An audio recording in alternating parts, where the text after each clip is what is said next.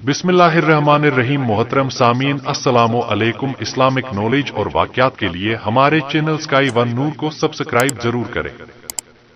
Sky one नूर पेश कर रहा है हज़रत हूद अलैहिस्सलाम और कौम आद का वाक़या। कौम आद का ज़माना लगभग 2000 साल कब्ल मसीह माना जाता है और कुरान मजीद में आद को मिम बादी नू कहकर नू कौम के खलीफों में गिना गया है।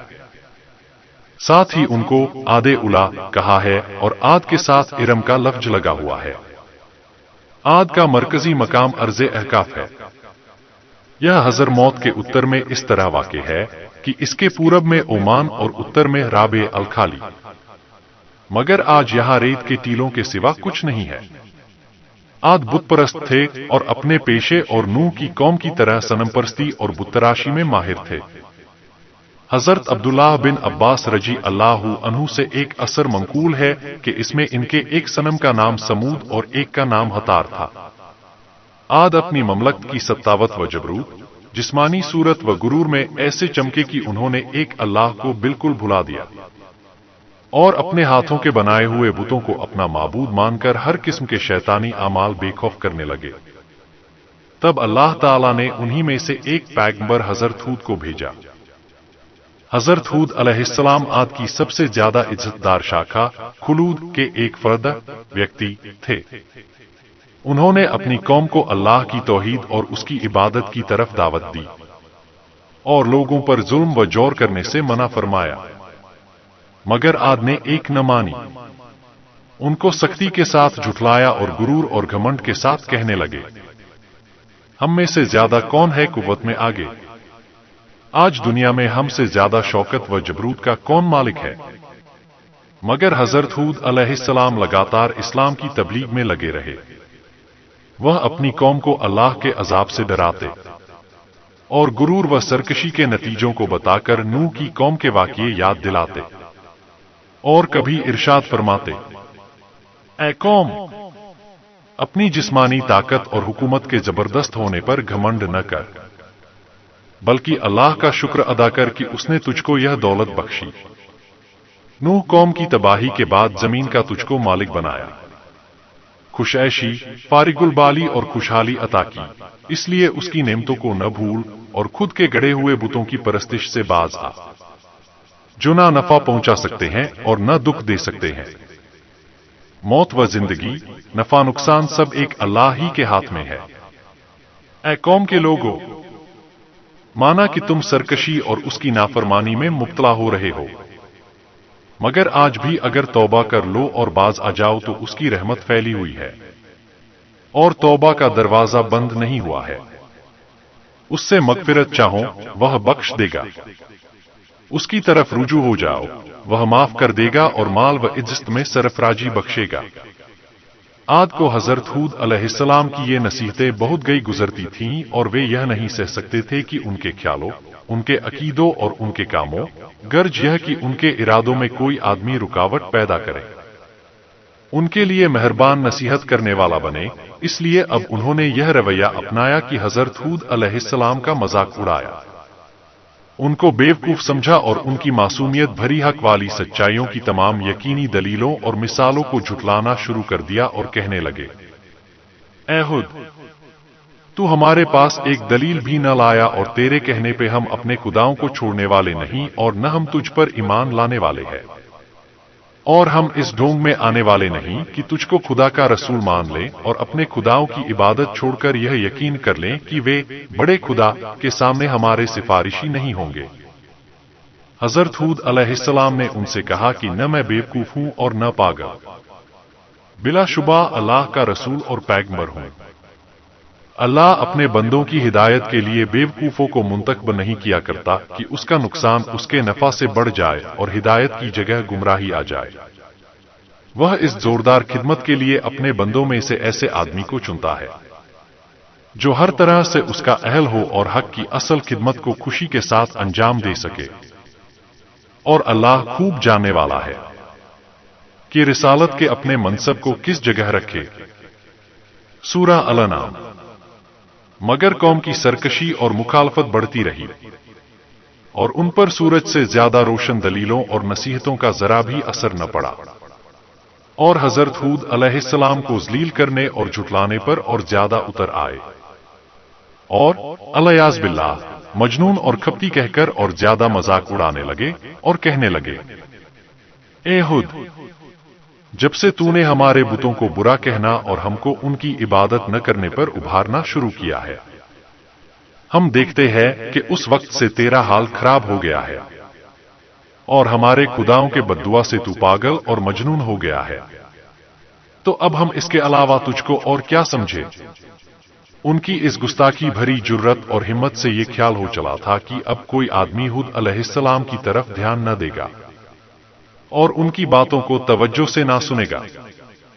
حضرت ہود علیہ السلام نے یہ سب کچھ نہایت صبر سے سنا، پھر ان سے یوں بولے، میں اللہ کی اور تم سب کو گواہ بنا کر سب سے پہلے یہ اعلان کرتا ہوں کہ میں اس عقیدے سے بالکل الگ ہوں کہ ان بتوں میں نہ یہ قدرت ہے کہ مجھ کو یا کسی کو کسی قسم کی بھی کوئی برائی پہنچا سکتا ہے۔ اس کے بعد تم کو اور تمہارے ان جھوٹے معبودوں کو چیلنج کرتا ہوں کہ اگر ان میں ایسی قدرت ہے تو وہ مجھ کو نقصان پہنچانے میں جلدی سے کوئی قدم اٹھائیں۔ میں اپنے اللہ کے فضل و کرم سے عقل رکھنے والا اور سوجھ بوجھ رکھنے والا ہوں، سوچنے سمجھنے کا مالک ہوں، اور حکمت اور دانائی کا حامل۔ میں تو صرف اپنے اللہ پر ہی بھروسہ کرتا ہوں اور اسی پر پورا یقین رکھتا ہوں جس کے قبضے و قدرت میں کائنات کے تمام جانداروں کی پریشانیاں ہیں، جو زندگی اور موت کا مالک ہے۔ وہ ضرور میری مدد کرے گا اور ہر نقصان پہنچانے والے کے نقصان سے بچائے رکھے گا۔ آخر حضرت ہود علیہ السلام نے اس کی لگاتار بغاوت اور سرکشی کے خلاف یہ اعلان کر دیا کہ اگر قوم عاد کا یہی رویہ رہا اور حق سے پلٹنے اور منہ پھیرنے کی روش میں انہوں نے کوئی تبدیلی نہ کی اور میری نصیحتوں کو پورے دل سے نہ سنا، تو میں اگرچہ اپنی ذمہ داریوں کے لیے ہر وقت چست اور ہمت رکھنے والا ہوں، مگر ان کے لیے ہلاکت یقینی ہے۔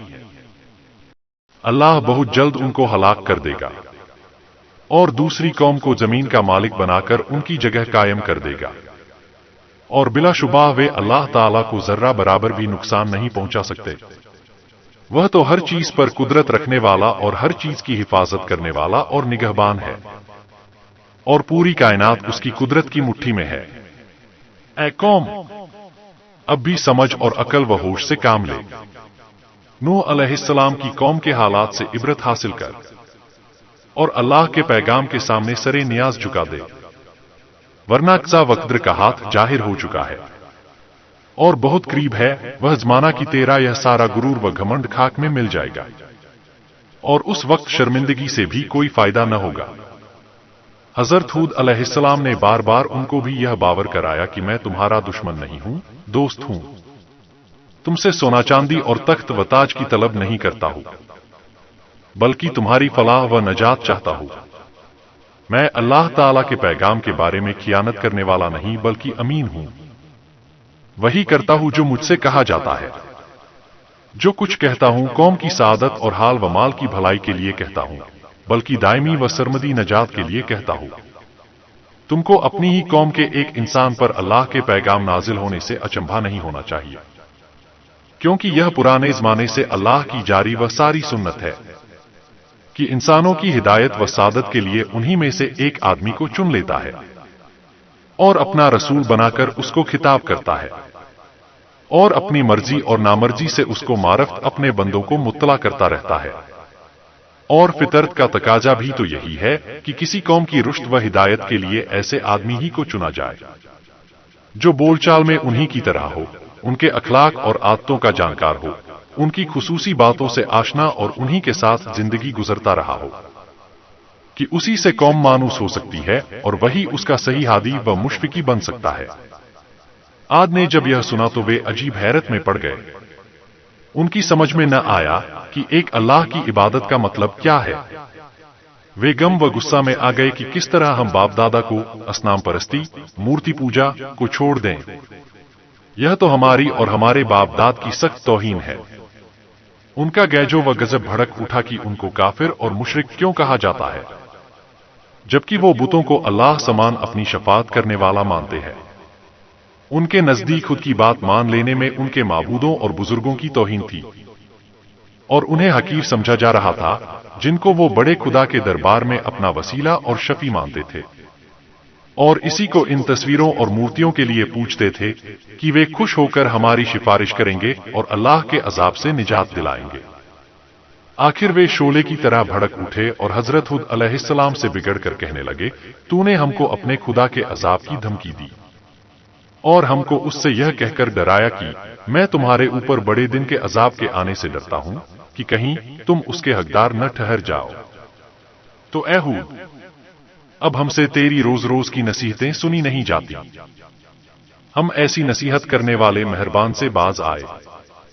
अगर तू वाकई अपने कोल में सच्चा है तो वह अजाब जल्द ले आ कि हमारा तेरा किस्सा साफ हो। बस ला तू हमारे पास उस चीज को जिसका तू हमसे वायदा करता है, अगर तू वाकई सच्चों में से है। सूरह अल-आराफ। हजरत हूद अलैहिस्सलाम ने जवाब दिया कि अगर मेरे खुलूस और मेरी सच्चाई वाली नसीहतों का यही जवाब है तो बिस्मिल्लाह, और तुमको अजाब का अगर इतना की शौक है तो वह भी कुछ दूर नहीं। बिलाशुबह तुम्हारे पालनहार की ओर से तुम पर अजाब वगजब आ पहुंचा। सूरह अल-आराफ। क्या तुम मुझसे उन मनगढ़ंत नामों, बुतों के बारे में झगड़ते हो जिनको तुमने और तुम्हारे बाप दादों ने गढ़ लिया है, कि जिसके बारे में तुम्हारे पास खुदा की कोई हुज्जत नहीं? पास अब तुम अल्लाह के अजाब का इंतजार करो, मैं भी तुम्हारे साथ इंतजार करता हूं। अल-आराफ। इसके बाद फिर क्या हुआ, हमारा अगला वीडियो देखें।